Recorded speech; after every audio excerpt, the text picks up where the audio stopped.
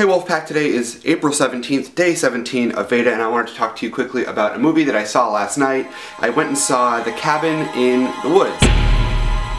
And I'm usually not a horror movie kind of guy, but I really love Joss Whedon. If you don't know who Joss Whedon is, first of all, come on, know who Joss Whedon is.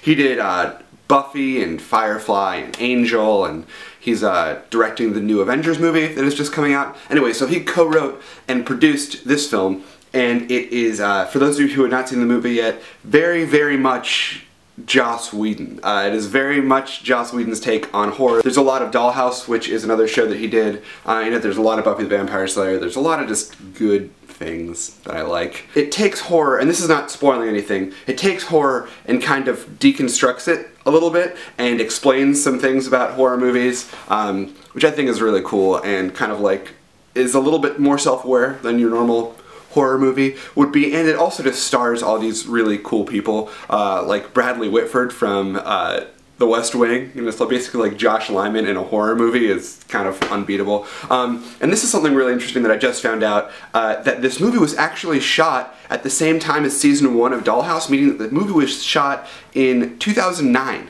So that's how they were able to get Chris Hemsworth, who has gone on to be like a much bigger star. He's Thor, and he's in The Huntsman and Snow White and the Huntsman and all this other stuff, and he's kind of like just a guy in this movie. And Fran Kranz is in it from Dollhouse, and just like a lot of really good people. People in it who are Whedon alums, and if you like Joss Whedon stuff, you should definitely go see it. The advertising for it has definitely pegged this movie as just kind of your run-of-the-mill horror movie, and at some level it is, and that's why it's cool. But on a whole other level, it is not. It takes those tropes and sort of turns them inside out. And it's just a lot of fun. And also, this is kind of a funny story. I went to go see this movie because I wanted to see it for a while. I told some of my friends that I wanted to go see it, and then they went and saw it before I did. So there was no one left to go with me. And I just decided last night I was going to go see it at like 10 o'clock.